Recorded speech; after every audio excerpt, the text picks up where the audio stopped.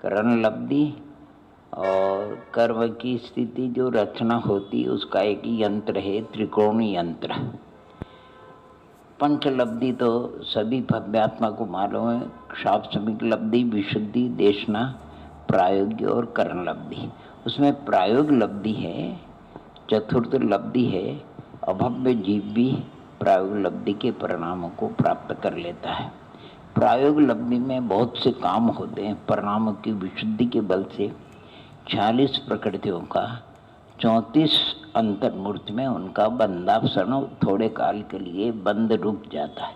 सबसे पहले आयु का बंध रुकता है, नरकायु, त्रिंचायु, मनुष्यायु, देवायु और जितने भी अध्रुवबंदी प्रकृति है उनका बंधापसरण होता है। ध्रुवबंदी प्रकृतियों का बंधापसरण नहीं होता है। 40 प्रकृतियां जो वर्णन किया है उन 40 प्रकृतियों का हमने अलग अलग विभाग किया है। कौन से कर्म की कितनी प्रकृति है, उसमें मोहनी कर्म की प्रकृतियां 4 है, अरतिशो, नपुंसक वेद, श्रीवेद, और 4 आयु है 8, और एक असाता वेदनी और एक नीच गोत्र है। इसे 10 प्रकृति और बाकी नाम कर्म की प्रकृति है 36। वो 36 प्रकृतियां आप कैसे ढूंढेंगे नाम कर्म की? तो पहले गुण स्थान में जो नाम कर्म की माने 13 प्रकृतियों की बंध विच्छुद्धि होती है वो है, और दूसरे गुण स्थान में नाम कर्म की 15 प्रकृतियों की जो बंध विच्छुद्धि होती है वो। तो 15 और 13 कितने हो गए? 28। और चतुर्थ गुण स्थान में 5 प्रकृति है नाम कर्म की बंध विच्छुद्धि की, तो 28 न 5 33 हो जाते। और छठे गुण स्थान में नाम कर्म की 3 प्रकृति हैं, अस्थिर, अशुभ और अशक्ति। ऐसी कुल 36 प्रकृतियां नाम कर्म की है, 4 मोहनी के, 4 आयु, एक साता विघ्न और निजकोत्र। ऐसे 46 प्रकृतियों का बंध रुक जाता है। और जो शेष प्रकृति बंधती है वो भी बहुत कम स्थिति यानी अंतर कोड़ा कोड़ी सागर की स्थिति लिए हुए बनती है। प्रदेश वन में भी बताया कि 18 प्रकृति ऐसी है जिनका उत्कृष्ट प्रदेश बंद होता है और बाकी का अनुत्कृष्ट प्रदेश बंद होता है। अनुभाग तो पुण्य प्रकृतियों में ज़्यादा पड़ता है, पाप प्रकृतियों में कम पड़ता है। प्रायोग लब्धि उदय के कई भंग बताए। तिरंच मनुष्य के अपेक्षा लाखों की संख्या में भंग है, क्योंकि मनुष्य के 6 संस्थान संधान वगैरह होता है। खूब अच्छा वर्णन है, आप देखोगे सुंदर से सुंदर लब्धि सार में शुरू की गाथाओं में उसका वर्णन है प्रायोग लब्धि, और सत्व का भी वर्णन किया है। ऐसा प्रायोग लब्धि का बड़ा सुंदर वर्णन है। और इसके बाद करण लब्धि जो अभी अपन ने चर्चा करी थी, अधकरण, पूर्ण, निवृत्तिकरण आदि की, उसमें अधकरण के अंदर परिणामों की विशुद्धि बढ़ती रहती है। 3 कार्य होता है, स्थिति बंधापसरण होता है, प्रशस्त प्रकृति में चतुस्थानीय अनुभाग पड़ता है, अप्रशस्त प्रकृतियों में द्विस्थानीय अनुभाग पड़ता है। ये भी आपको अनुभाग में यानी जो पुण्य प्रकृति उनका 4 प्रकार का अनुभाग, गुड़, शर्करा, मिश्री और अमृत, और पाप प्रकृतियों में नीम, कांजी, विष और हलाहल, और घातिया कर्म में जो प्रकृति उनमें माने लता, दारू, अस्थि और शैल रूप, इस प्रकार अनुभाग का वर्णन आता है। ये प्रायोग लब्धि और अपूर्व कर्म में फिर 4 कार्य होते हैं पता है, अर्थात सत्ता में पड़े हुए कर्मों की सबकी स्थिति बंधापन यानी स्थिति घट घट कर बनती है 700-800 सागर अंतर्मूर्त में। और अप्रशस्त प्रकृतियों में अनुभाग कम पड़ता है, द्विस्थानीय। और गुण श्रेणी की रचना होती है जिसमें अतिस्थापना, निक्षेप आदि का वर्णन किया है। गुण संक्रमण जहाँ पर भी होता है, क्योंकि जो अनादि मिथ्या दृष्टि होता है उसके केवल एक मिथ्यात्व प्रकृति होती है।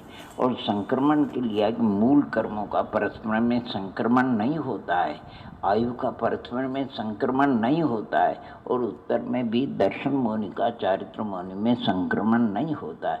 जब दर्शन मौनि के टुकड़े नहीं हुए तो संक्रमण कहाँ से होगा? इसलिए वहाँ संक्रमण का निषेध बताया है। अने प्रायोग लब्धि में इस प्रकार करण लब्धि में और अनिवृत्तिकरण में ये सब कार्य होते हैं। और अधस्तन स्थिति या प्रथम स्थिति को छोड़ करके अंतर्मूर्त के निषेकों का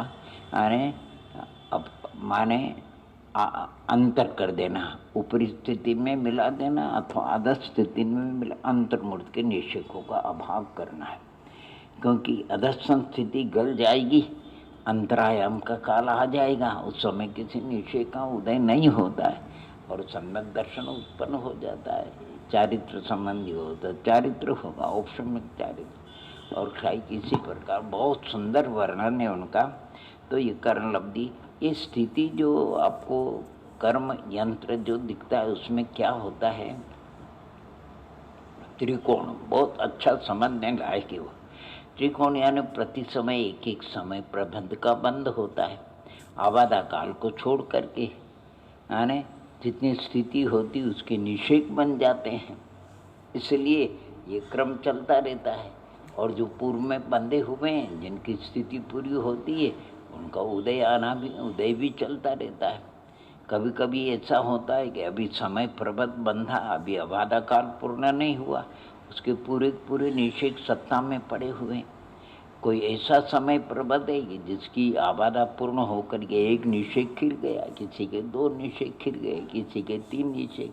अगर 3 माने दृष्टांत के उन्होंने 48 समय इस प्रकार से समझाया आचार्य भगवंतों ने, तो मान लो किसी के 47 निषेक खिल गए, अंत का निषेक 9 परमाणु का बचा है, तो किसी का प्रथम निषेक खिला है अर्थात 512 परमाणु का निषेक खिल गया, बाकी शेष निषेक बच। उन सब का अगर अपन जोड़ करेंगे, यानी एक ऐसा समय प्रबद्ध जिसके पूरे पूरे निषेक सत्ता में विद्यमान है, एक समय प्रबद्ध ऐसा जिसका एक निषेक खिला है शेष सत्ता में है, किसी के 2 निषेक खिल गए तो शेष सत्ता में है। इस प्रकार जो सत्ता में जितने भी यानी 48 समय तक आप देखोगे उन सब का जोड़ यानी 1.5 गुना, कुछ कम 1.5 गुना हानि गुणित बनता है। अर्थात यानी जितना बंधता है, जितना उदय आकर के खिलता है उससे ठीक 12 गुना, 1.5 गुणे माने 1 गुणहानि का। दृष्टांत में 8 समय की 1 गुणहानि मानी, 1.5 गुणहानि होती 12 समय की, तो कुछ कम अर्थात एक समय प्रबद्ध मान लो 6300 परमाणु का बंद कर रहा है। ये सब दृष्टांत है, सिद्धांत नहीं हो। सिद्धांत में तो अभव्य राशि से अनंत गुण और सिद्धों से अनंत गुणहीन, ऐसा अनंत विभाग। तो उन जो बंधने वाले जो कर्म हैं उन सब का टोटल तो जो निषेक खिल गए वो तो गए, लेकिन जो सत्ता में पड़े हैं उन सब का जोड़ कितना आएगा, तो यानी उनको 1.5 गुण हानि गुणित का मतलब वही 6300 परमाणु कल्पना की गई है। तो 1.5 गुण माने 12, कुछ कम 12, तो अपन कुछ कम 12 से अगर मान लो 6300 को गुणा करते तो 75,000 के लगभग बनते। कितने? और कुछ कम करेंगे तो 71,000। उन सब निषेकों के परमाणुओं का जोड़ 71,000 के लगभग बनता है। इतना सत्ता में रहता है। एक समय प्रबंध का बंध, एक समय प्रबंध का उदय, 1.5 गुण हानि गुणित समय प्रबंध प्रमाण सत्ता में रहता है। जो तपस्या करते हैं उनके अनेक समय प्रबंधों की भी निर्जरा होती है। इस प्रकार त्रिकोण नृत्य में कहीं पर जो वो यंत्र आप देखेंगे उसमें जो सत्व के स्थान पर निर्जरा लिख दिया है और जो निर्जरा के स्थान पर सत्व लिख दिया, तो उसको सावधानी जरूर रखेंगे।